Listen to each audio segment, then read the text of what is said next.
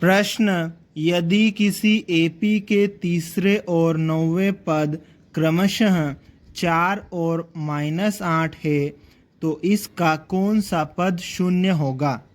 इस प्रश्न में हमें किसी एपी के तीसरे और नौवें पद क्रमशः 4 और -8 दिए हैं, तब हमें यह बताना है कि इस एपी का कौन सा पद शून्य होगा।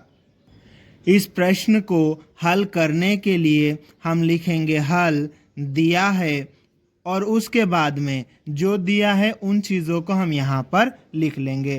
पहली चीज़ क्या दी है, तीसरा पद क्या है, 4 है। तीसरा पद को हम 3वां पद भी बोल सकते हैं, तो हम यहाँ पर लिखेंगे 3वां पद A3 बराबर 4। अब हमारे पास में एक सूत्र होता है nवां पद an बराबर a प्लस n माइनस 1 गुणित d। ठीक है, यहाँ पर nवां पद हो तो यहाँ कोष्टक में n माइनस 1 होता है।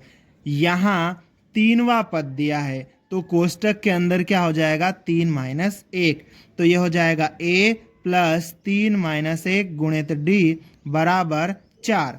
अब हम इसको आगे सोल्व करेंगे तो यहाँ क्या आ जाएगा, ये वाला a तो ऐसा ही आ जाएगा, प्लस 3 माइनस 1 कितना हो जाएगा, 2 हो जाएगा, गुणित d तो 2d हो जाएगा बराबर 4। ठीक है, अब इससे आगे ये सोल्व नहीं हो पाएगा तो इसको हम समीकरण नंबर 1 नाम दे देंगे।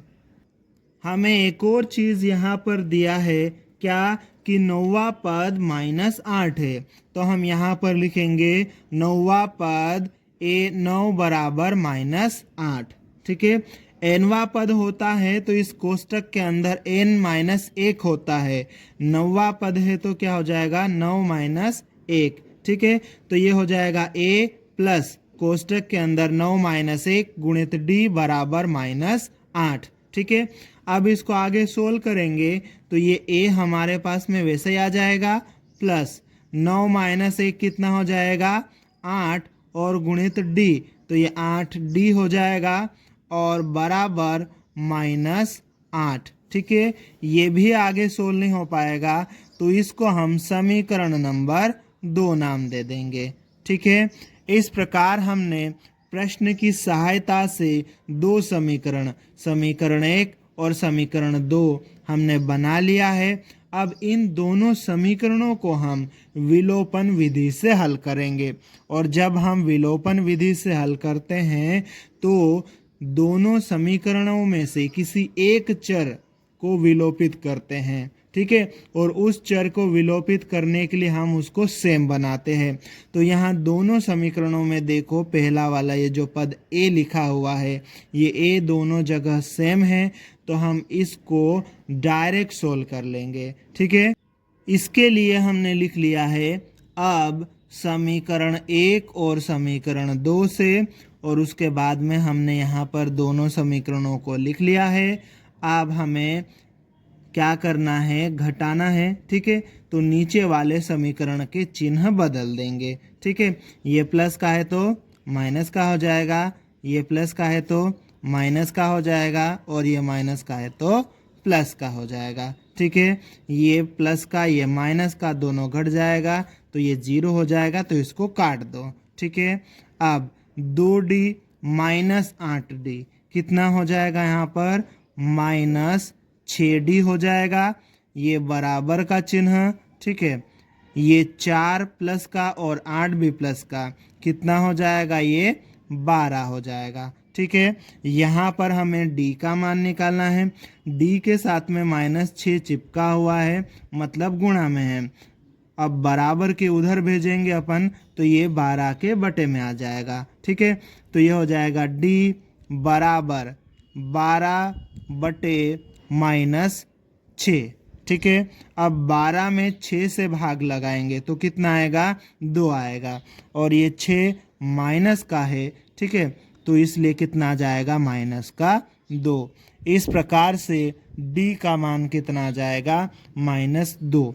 डी का ये जो मान हमें मिला है, इस मान को हम समीकरण 1 या समीकरण 2 दोनों में से किसी एक में रख के ए का मान निकाल सकते हैं।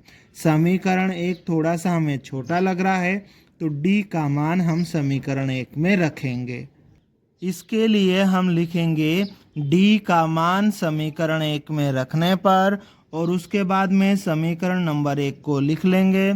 समीकरण 1 को लिखने के बाद में यहाँ पर डी की जगह पर डी का मान -2 हम रखेंगे। ठीक है, तो ये आ जाएगा a प्लस फिर ये 2 और डी का मान कितना है -2, तो गुणा में हम रखेंगे -2 और बराबर का चिन्ह और ये 4।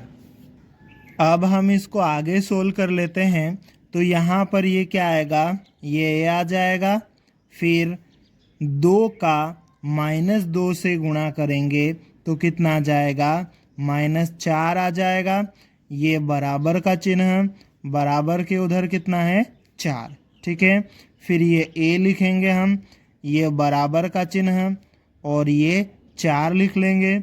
ये जो -4 है इधर, इसको हम बराबर के चिन्ह के उधर भेजेंगे तो प्लस का 4 हो जाएगा। ठीक है, फिर a बराबर 4 + 4 कितना हो जाएगा 8 हो जाएगा। ठीक है, इस प्रकार a का मान हमारे पास में 8 आ गया, d का मान हमारे पास में -2 है। अब हमें इस प्रश्न में क्या ज्ञात करना है कि इस AP का कौन सा पद शून्य होगा। ठीक है, अब शून्य कौन सा पद है हमें मालूम नहीं है, तो हम उसको nवा पद मान लेंगे। ठीक है, तो हम इसके लिए लिखेंगे, माना कि nवा पद an बराबर 0। ठीक, nवा पद एक सूत्र होता है इसका, लिख देंगे हम उसको a प्लस कोष्टक में n-1 गुणित d बराबर क्या है 0। ठीक है, अब यहाँ पर हम a और d का मान रखेंगे। a का मान कितना हमारे पास में 8, तो यहाँ पर a की जगह पर आ जाएगा 8 प्लस n-1 गुणित d का मान कितना है -2, तो d का मान हम यहाँ पर -2 रख देंगे और ये बराबर 0। ठीक है, अब आगे ये 8 आ जाएगा। ठीक है, अब -2 का गुणा n के साथ में करेंगे तो कितना हो जाएगा -2n। ठीक, -2 का गुणा -1 के साथ में करेंगे तो क्या हो जाएगा +2 और ये बराबर का चिन्ह और उधर क्या है 0। ठीक है, अब इसको आगे और सोल्व करेंगे। 8 + 2 कितना हो जाएगा ये 10 और ये -2n और बराबर 0। अब इसको आगे और सोल्व कर लेते हैं हम। ठीक है, तो ये -2n आ जाएगा। ठीक है, ये बराबर का चिन्ह और ये 0। ठीक है, ये 10 बराबर के इधर प्लस का है, बराबर के चिन्ह के उधर जाएगा तो माइनस का हो जाएगा। ठीक है, ये -2n बराबर 0 - 10 कितना होगा -10 हो जाएगा। ठीक है, यहाँ पर हमें n का मान निकालना है। n के साथ में -2 चिपका हुआ है, मतलब गुणा में है, बराबर के चिन्ह के उधर हम भेजेंगे तो ये -10 के बटे में चले जाएगा। ठीक है, तो यहाँ हो जाएगा n बराबर -10 बटे -2। ठीक है, माइनस को माइनस से भाग देंगे प्लस हो जाएगा और 10 को 2 से भाग देंगे तो कितना आ जाएगा 5। ठीक है, तो इस प्रकार से n बराबर प्लस का 5 आ जाएगा। ठीक है, इस प्रकार से हमें n का मान 5 मिल गया है। n जो है वो पदों की संख्या होती है। ठीक है, मतलब जो AP है उसका 5वां पद 0 होगा। ठीक है, अतः AP का 5वां पद 0 होगा और यही हमारा उत्तर है।